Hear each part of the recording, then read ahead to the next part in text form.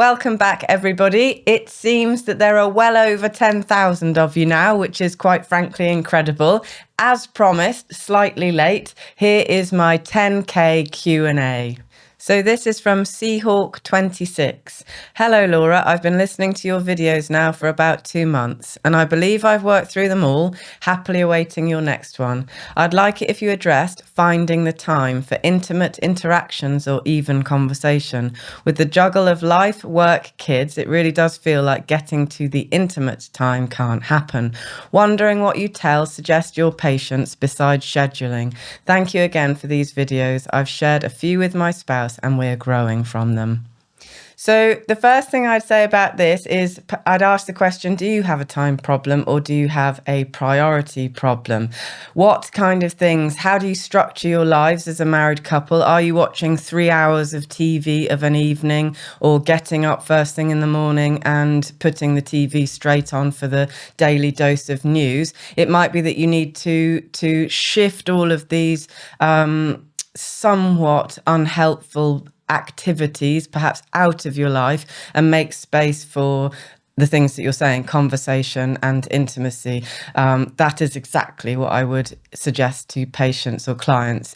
You want to develop a kind of attitude of priority when it comes to sex. So you are literally developing or building a life with sex very much in a high place. So at the top of the pile, it's going to become the central theme of your existence as a couple. So for example, Russ and I start the day with conversations such as the ones that you're talking about. So we have these habits, if you like, these practices that make sex very much at the center of our life together, which is incredibly fun. So that wasn't always the case. We did, do the things that normal everyday people do, which is to watch probably too much TV, spend too much time focusing on everything other than sex. So that's what I'd say. It's like you want to be spending you're probably going to need to go through a process where you push everything else away and choose to make sex the central theme of your existence as a couple.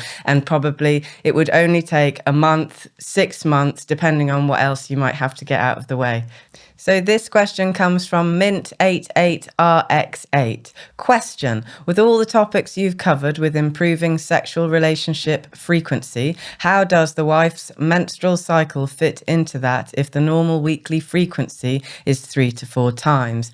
Is it expected to take a week off? So my answer here is probably something along the lines of ideally not, I guess. And when it comes to the practicalities of sex within this phase of a woman's hormonal cycle, there are plenty of things, of course, that you can do that will be comfortable and enjoyable for both people within this time.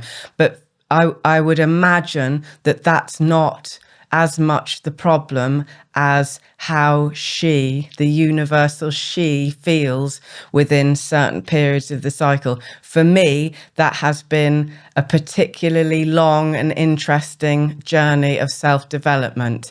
My moods around certain periods of my cycle can be somewhat unstable, but after years and years of addressing that, I have managed to change that remarkably. So I experienced rage 10 years ago around that particular part of my cycle, and rage and sex don't tend to go very well together. So that's been addressed, and now I get mild irritations, and mild irritations are not quite as they don't interfere quite as much. So that would be my advice, is that women tend to experience way more negativity around certain periods, and it's that needs to be addressed.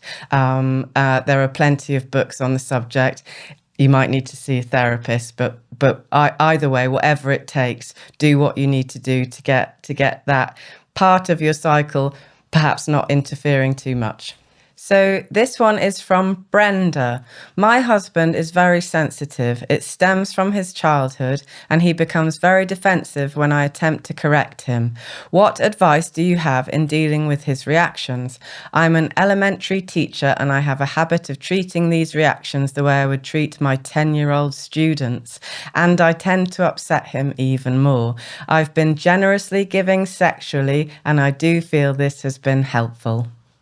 So, Brenda, the first thing I might say on this is, obviously, without hearing about what exactly your husband has experienced in childhood, it'd be difficult for me to suggest exactly what he needs to do. But it sounds like healing might be in order, and perhaps compassion and understanding on your part. So, reactivity is what you're basically telling me he suffers from when you're coming to him with something, a complaint or concern. He's not able to maintain his composure in the face of that. So it looks like he's got a little bit of work to do on that front. And whilst he does that, hopefully he will be open to that as an idea. Perhaps you could work on your compassion and understanding.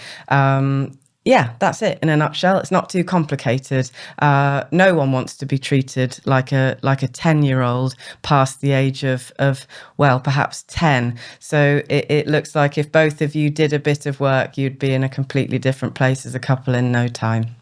Okay, Dr. Scott Benyon, do you have a video that addresses the loss of desire, interest, and motivation that a husband or wife might experience due to years of repetitive rejection, ongoing excuses, and physical changes associated with the midlife season, making it gravitate towards solo behaviours rather than engage in partnered ones? Okay, so this is a good one, and I get this question quite a lot when it comes to solo behaviours. I like the way that that's been phrased. So solo behaviours, generally speaking, is somewhat avoidant. So what you're basically saying is that I can't handle the problem, or the problem's not, we're not getting through the problem. So I've given up with that, and I'm going to avoid dealing with it now and go and do something that's pleasurable or somewhat pleasurable elsewhere.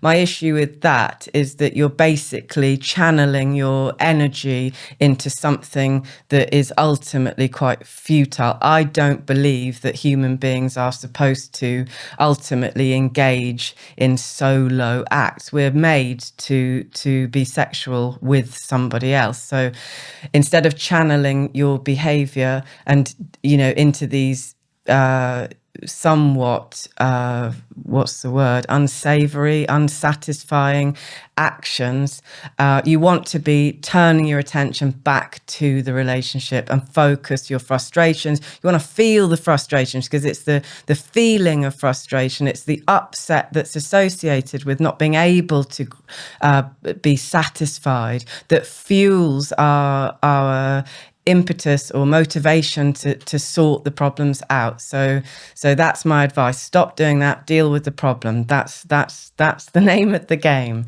Problems head on. So from Chris 3913, how would you go about a wife that spends all her time in school, kids, then takes all the spare time with screens? She then complains about the lack of connection. So to this chap, I would encourage him strongly to call a spade a spade. I would say something along the lines of, your screen problem is a problem. I love you. I miss you. I wish I could spend time with you. I want to connect with you. Please do whatever you can to address it. And I'd just keep saying that over and over again until she got the message. From Roan, Lagos. My wife has refused couples counselling every time I ask. I'm thinking of leaving as I'm losing myself, I feel. How do I approach her and suggest she watch this without setting her off? So this one, it shouldn't make me chuckle, but it does make me chuckle, partly because it seems to be quite a universal struggle for you lovely chaps. Why are you all so worried about setting us off? We're really easy to set off, granted, but at the heart of this issue is your issue with anxiety or your fear around setting her off. I'm not sure where it stems from, whether it's to do with your relationship with your mothers, but you've ultimately got to get over your fears of setting her off. You wanna develop a kind of warrior type spirit in the face of it. You're gonna piss her off. She is already pissed off. Women are almost perpetually pissed off about one thing or another. So you want to be not approaching the whole thing as though you're approaching it on eggshells. You're not. You're her spouse. You're a man. So, come on, say the thing that needs to be said, and say it with some solidity, and she'll probably respect you more for it. It's an important thing to get right. So this one is from Thomas Q99. Did all the things, fit, groomed, high income, faithful, help with all the chores, still have to beg. So to Thomas, I'd say, yeah, but does she feel loved? Does she feel seen? Does she feel like you know her? Does she know you? Do you have a very close, intimate, emotional connection alongside the things that you're providing already? And if you can say hand on heart, yes, then perhaps there's a different problem that you need to be inquiring into with compassion and love. What's going on, my love? Why aren't we close? I'd love to be close to you. It's really important to me. What is there anything that I can do to help on that front? What do you need? From Coach Moore 495, my wife has gone through menopause and finds sex painful. It's been a few years since we've been intimate. What are your suggestions for this situation? So my suggestions to this lovely chap would be to go back to his wife and say something along the lines of, I need to talk about this issue.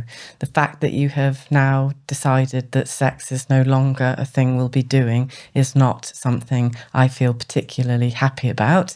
Is there something that we might do differently that means that we can still be sexual together? I would ask questions like, are your hands sore?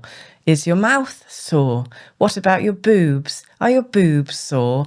You get the point. I'm making a joke. I'm making light of it. But I think the conversation needs to remain open. I'm sure if you were creative and she was willing, you'd find a way through this particular phase of existence.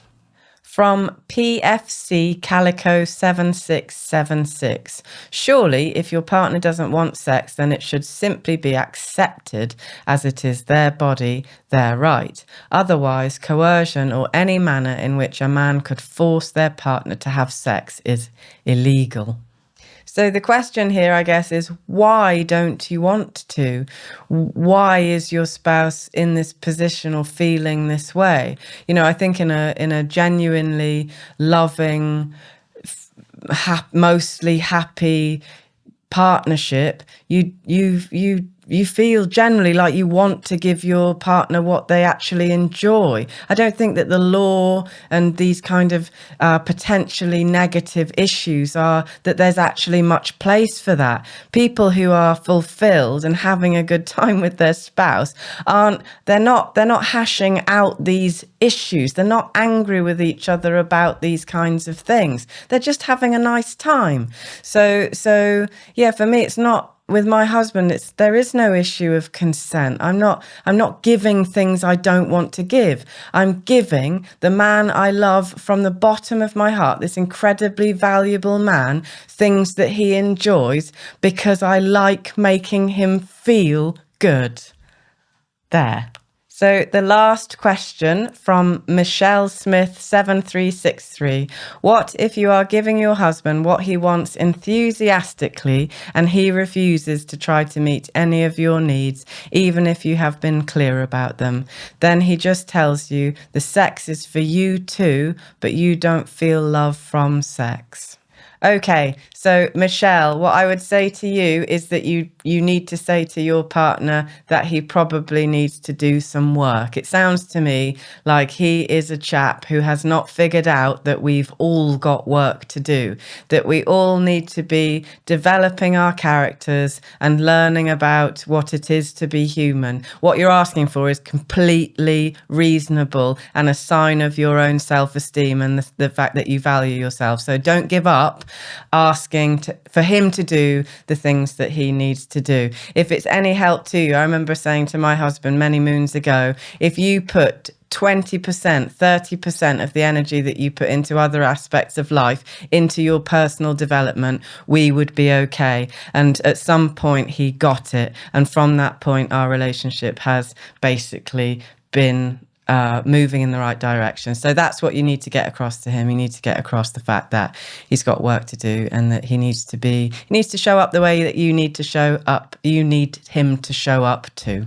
Okay, folks, that's the end of the Q&A, the 10,000 subscriber Q&A. I am genuinely delighted and heartened by your support. I love to think of you all out there listening and kind of wanting to engage with me in these beautiful conversations. Remember, it's all about generosity. It's all about love. It's about the essential nature of extending ourselves for the benefit of the relationship, for the benefit of each other. Keep up the good work. I'm rooting for you all. I hope to see you soon for the next video. Thank you.